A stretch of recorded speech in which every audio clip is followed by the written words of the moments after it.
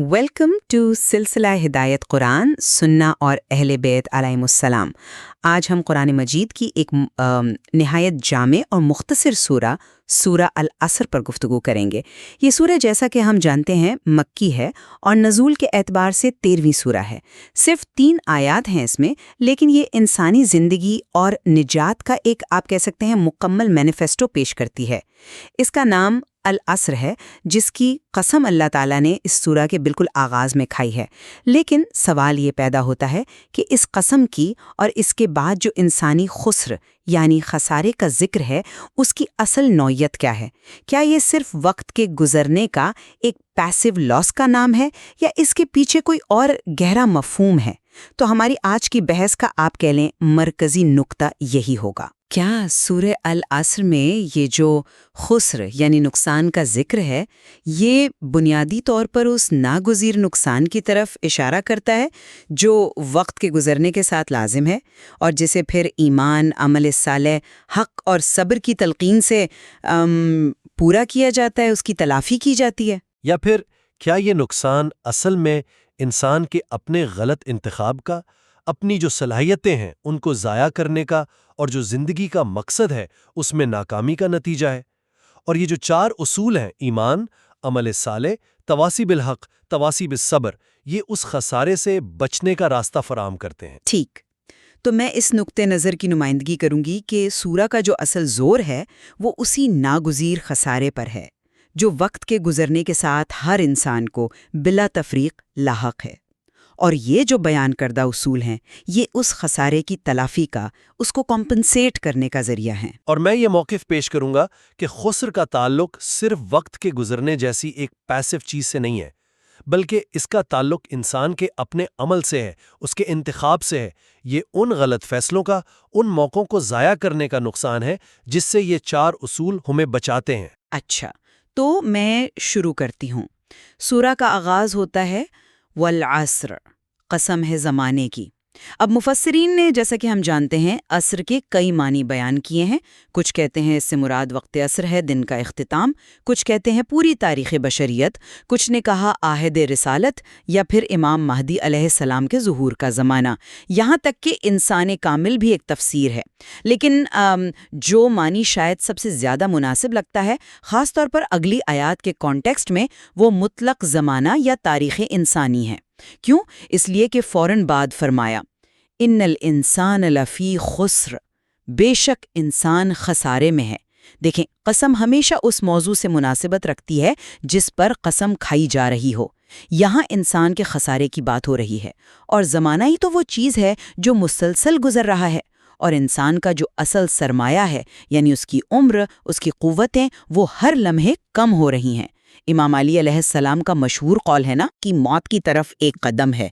ये एक आप कहीं फितरी अमल है, एक नागुज़ीर हकीकत। मेरे ख्याल में यही वो बुनियादी खुस्र है जिसकी तरफ इशारा है। हर इंसान इससे दो चार है, वो कुछ करे या ना करे, उसका वक्त, उसका सरमाया कम हो रहा है। वो मशहूर मिसाल है ना इमाम फ़ख्रुर राज़ी ने जो नक़ल की है बर्फ़ फरोश की, जो पुकार रहा था कि उस शख्स पर रहम करो जिसका सरमाया पिघलाया जा रहा है। यही तो इंसान की हालत है। लिहाजा इस नुकसान के मुकाबले में, इस पिघलती हुई बर्फ के मुकाबले में, अगली आयत में जो 4 उसूल बताए गए, ईमान, अमल साले, तवासीबुल हक़, तवासी बिस सब्र, वो इस नागुज़ीर खसारे का बदल हैं। वो इस पिघलते हुए सरमाए के मुकाबले में एक बाकी रहने वाला नफ़ा, एक प्रॉफिट कमाने का ज़रिया हैं। वो इस फितरी नुकसान को आप कह लें ऑफसेट करते हैं। मैं इस बात से तो बिल्कुल इत्तेफाक करता हूँ कि वक्त बहुत कीमती है और उम्र का सरमाया लम्हा ब लम्हा कम हो रहा है। ये तो हकीकत है। लेकिन मेरा ख्याल है कि सूरा अल असर में खुस्र का जो तसव्वुर है वो इससे कहीं ज़्यादा गहरा है और शायद ज़्यादा एक्टिव है। सिर्फ एक पैसिव कमी का नाम नहीं है ये। अगर सिर्फ वक्त का गुजरना ही असल खसारा होता तो शायद कोई और लफ्ज़ भी इस्तेमाल हो सकता था। लफ्ज़ खुस्र या खुसरान में, जैसा कि हम जानते हैं, नफ़ा, नुकसान, बिजनेस, सौदे का एक मफहूम पोशीदा है। इसलिए मुझे इमाम हादी अलैहिस्सलाम का कौल यहाँ ज़्यादा क्या कहूँ रेलेवेंट लगता है। आपने फरमाया अद्दुनिया सूकुन रबे हाफिहा कौमुन व खसरा आखरून, यानी दुनिया एक बाजार है जिसमें एक गिरोह ने नफ़ा कमाया और दूसरा खसारे में रहा। اب دیکھیں، بازار میں خسارہ کب ہوتا ہے؟ جب آپ غلط سودا کرتے ہیں۔ صرف دکان کھولی رکھنے سے یا وقت گزرنے سے نہیں ہوتا۔ غلط چیز خرید لی یا صحیح چیز غلط وقت پہ بیچی تو یہ عمل اور انتخاب سے جڑا ہے۔ اور اگر ہم اس سورہ کو پچھلی سورہ یعنی سورہ التکاثر کے فوراً بعد دیکھیں تو وہاں مال و دولت کی کثرت کی حرص کی مذمت تھی، جو انسان کو اصل حقیقت سے غافل کر دیتی ہے۔ تو سورہ العصر گویا اس کے بعد آ کر بتا رہی ہے کہ بھائی، اصل خسارہ یہ ہے کہ تم اپنے وقت اور زندگی کے اس قیمتی سرمایے کو اس قسم کی غفلت میں یا غلط چیزوں میں لگا دو۔ لہٰذا خسر سے میری سمجھ میں مراد صرف عمر کا کم ہونا نہیں، بلکہ اس عمر کو اللہ کی مرضی کے خلاف استعمال کرنا ہے، اپنی صلاحیتوں کو صحیح جگہ نہ لگانا، اپنا جو حقیقی مقصد ہے ایمان اور عمل صالح اس کو پورا نہ کرنا، یہ سب اس خسارے میں شامل ہے۔ یہ ایک آپ کہہ سکتے ہیں انتخاب کا نقصان ہے، ایک فیلئر ہے۔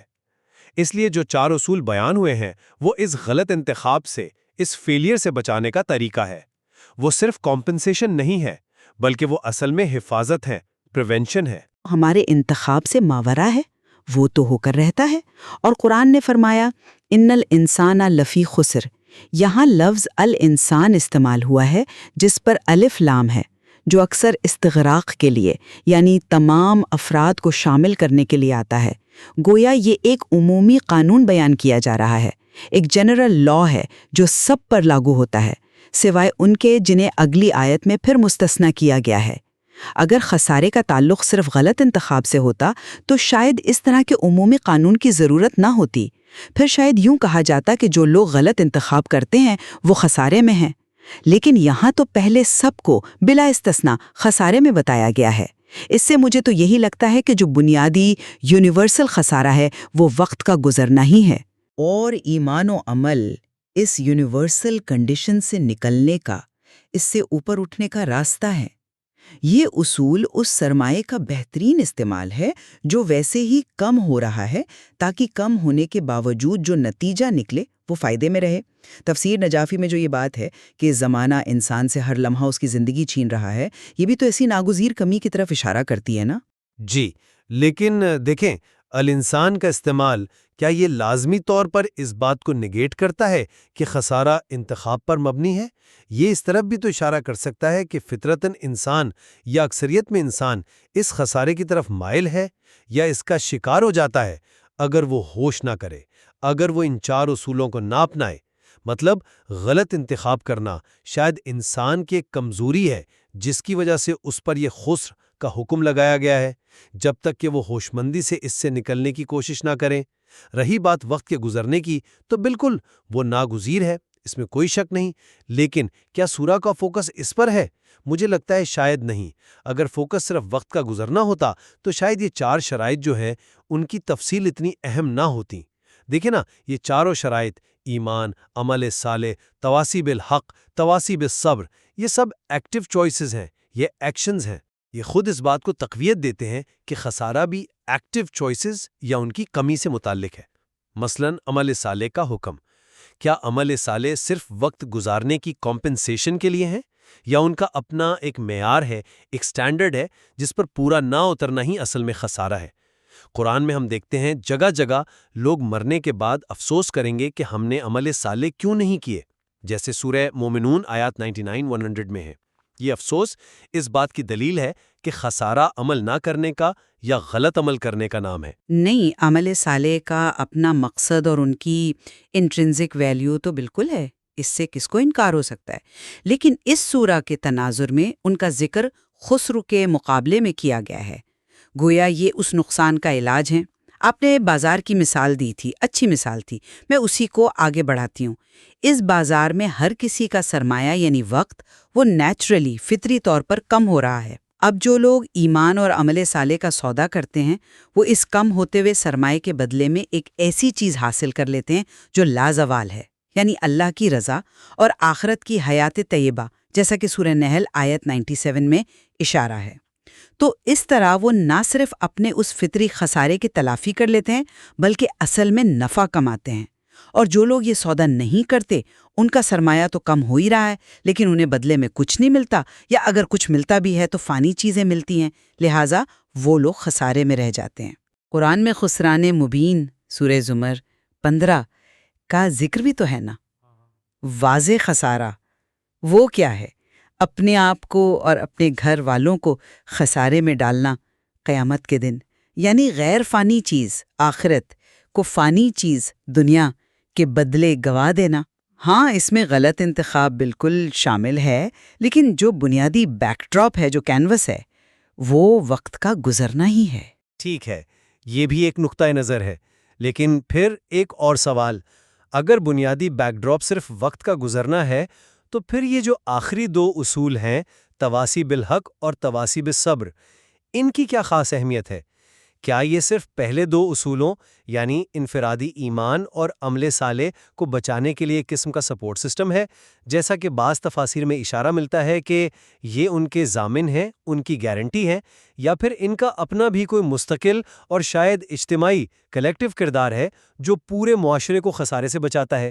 میرے خیال میں ان دو اصولوں کا اتنے خاص طور پر ذکر کرنا، جبکہ یہ بھی تو عمل صالح کا حصہ بن سکتے تھے نا، یہ اس بات پر زور دیتا ہے کہ خسارہ صرف انفرادی نہیں ہے بلکہ اجتماعی بھی ہو سکتا ہے۔ یہ معاشرے میں حق کے قیام نہ ہونے کا اور صبر کی کمی کا خسارہ بھی ہو سکتا ہے۔ لوگوں کا ایک دوسرے کو حق کی طرف نہ بلانا، مشکلات میں صبر کی تلقین نہ کرنا، یہ خود ایک فیلئر ہے، ایک کوتاہی ہے جو خسر کا سبب بنتی ہے۔ یہ صرف وقت کے گزرنے کا پیسو نتیجہ نہیں بلکہ ایک ذمہ داری پوری نہ کرنے کا ایکٹیو نتیجہ ہے۔ امام علی علیہ السلام کا وہ قول یاد آتا ہے، الحق اوسع الاشیاء فی التواصف واضیقها فی التناصف، یعنی حق بیان کرنے میں، اس کی صفات بیان کرنے میں بہت وسیع ہے، لیکن انصاف کے ساتھ اس پر عمل کرنے میں بہت تنگ ہے۔ تو اس مشکل ذمہ داری سے بھاگنا، کہ یہ بھی خسر نہیں ہے؟ میں بالکل مانتی ہوں کہ تواصی بالحق اور تواصی بالصبر انتہائی اہم ہیں، لیکن میری نظر میں ان کی اہمیت ایمان اور عمل صالح کے سلسلے میں ہی زیادہ واضح ہوتی ہے۔ دیکھیں، حق پر چلنا اور نیک عمل کرنا یہ کبھی بھی آسان نہیں رہا، ہمیشہ مشکل رہا ہے۔ معاشرتی دباؤ ہوتے ہیں، نفسانی خواہشات ہوتی ہیں، رکاوٹیں آتی ہیں، یہ سب چیزیں انسان کو ایمان اور عمل کے راستے سے ہٹا سکتی ہیں۔ اب ایسے میں ایک دوسرے کو حق یاد دلاتے رہنا اور صبر کی تلقین کرنا، یہ اس راہ پر قائم رہنے کے لیے نہایت ضروری ہے۔ یہ گویا جو انڈیویجول کمٹمنٹ ہے اس کو کلیکٹیو سپورٹ فراہم کرتی ہیں۔ یہ اس ناگزیر خسارے یعنی وقت کے گزرنے کے مقابلے میں جو کوشش کی جا رہی ہے ایمان و عمل کی، اس کو تقویت دیتے ہیں، اس کو مضبوط کرتے ہیں۔ اس لیے میں کہتی ہوں کہ یہ زمین ہے۔ ہاں، ان کا اجتماعی پہلو ضرور ہے، لیکن ان کا جو بنیادی فنکشن لگتا ہے وہ انفرادی نجات کے لیے جو استقامت چاہیے، جو اسٹیڈ فاسٹنس چاہیے، اس کو فراہم کرنا ہے۔ اس سٹرگل میں جو وقت کے ساتھ ہر انسان کر رہا ہے، اور صبر کی جو 3 اقسام کا ذکر آتا ہے، نااطاعت پر صبر، گناہ سے بچنے پر صبر، مصائب پر صبر، یہ بھی تو اسی انفرادی سٹرگل کی طرف اشارہ کرتی ہیں۔ لیکن کیا یہ انفرادی سٹرگل اور اجتماعی ذمہ داری، کیا ان کو ہم آپس میں بالکل الگ کر سکتے ہیں؟ کیا ایک فرد اکیلے حق پر قائم رہ سکتا ہے اگر پورا معاشرہ ہی فرض کریں باطل پر چل رہا ہو، اور کوئی دوسرا اسے حق کی یاد نہ دلائے؟ اور کیا عمل صالح صرف انفرادی ہی ہوتے ہیں؟ ابھی آپ نے امام صادق علیہ السلام کی تفسیر کا ذکر نہیں کیا، لیکن بعض تفاسیر میں عمل صالح کا ایک واضح مصداق مواسط بتایا گیا، یعنی دینی بھائیوں کے ساتھ مالی ہمدردی اور مساوات۔ یہ تو بنیادی طور پر اجتماعی عمل ہے۔ اس لیے میں سمجھتا ہوں کہ یہ چاروں اصول مل کر ایک یونٹ بناتے ہیں، ایک وحدت بناتے ہیں، جہاں انفرادی نجات اور اجتماعی نجات ایک دوسرے سے جڑی ہوئی ہیں، اور خسر بھی پھر اسی طرح انفرادی غفلت کا بھی نام ہے اور اجتماعی کوتاہی کا بھی نام ہے۔ یہ صرف وقت کے گزرنے کا معاملہ نہیں لگتا، بلکہ اس وقت کے اندر اپنی انفرادی اور اجتماعی دونوں ذمہ داریاں ادا نہ کرنے کا معاملہ لگتا ہے۔ شاید ہم اس بات پر متفق ہو سکتے ہیں کہ خسر کا جو تصور قرآن نے دیا ہے وہ بہت وسیع ہے۔ میری نظر میں سورہ کا آغاز والعصر اس وسیع مفہوم کو وقت کے اس ناگزیر گزرنے کے فریم میں رکھتا ہے۔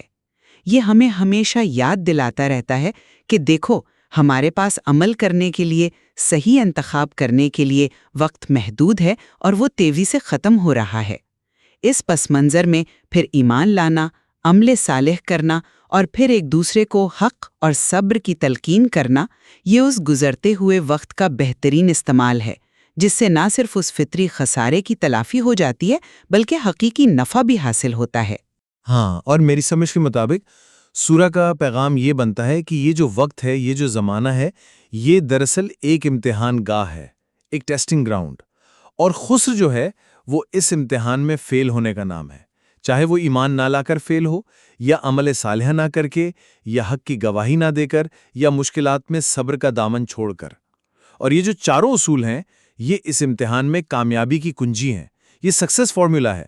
وقت کا گزرنا اس امتحان کا ڈیوریشن ہے، اس کی مدت ہے، لیکن اصل فوکس امتحان کے نتیجے پر ہے، خسر یا فلاح، کامیابی۔ کے لیے اتنے پہلو ہیں کہ واقعی حیرت ہوتی ہے۔ صحابہ کرام کا جو معمول تھا کہ جب ملتے تھے تو جانے سے پہلے ایک دوسرے کو یہ سورہ سناتے تھے، وہ بھی اس کی اہمیت و گہرائی کی ہی دلیل ہے۔ ہم نے آج خسر کے مفہوم پر کوشش کی کہ دو مختلف زاویوں سے روشنی ڈالیں۔ ایک زاویہ جو وقت کی اس ناگزیر رفتار اور اس کے نتیجے پر زور دیتا ہے، اور دوسرا جو انسانی اختیار اور اس کی ذمہ داری کو مرکز بناتا ہے۔ بالکل، اور شاید حقیقت جیسا کہ اکثر ہوتا ہے ان دونوں کے درمیان کہیں ہو، یا شاید ان دونوں کے امتزاج میں، ان کے ملنے میں پوشیدہ ہو۔ وقت بھی اپنی رفتار سے گزر رہا ہے، یہ بھی ایک حقیقت ہے، اور ہمارے انتخاب کی اہمیت بھی برقرار ہے، یہ بھی ایک حقیقت ہے۔ اور یہ سورہ کمال یہ ہے کہ شاید ہمیں دونوں حقیقتوں سے باخبر کرتی ہے۔ امید ہے کہ جو سننے والے ہیں وہ ان نکات پر مزید غور کریں گے اور سورہ العصر کے اس عظیم پیغام کو اپنی زندگی میں سمجھنے اور سب سے بڑھ کر عمل میں لانے کی کوشش کریں گے۔ قرآن کی گہرائیاں تو لامحدود ہیں، اور ہماری یہ گفتگو اس سمندر میں ایک قطرہ ہی سمجھیے۔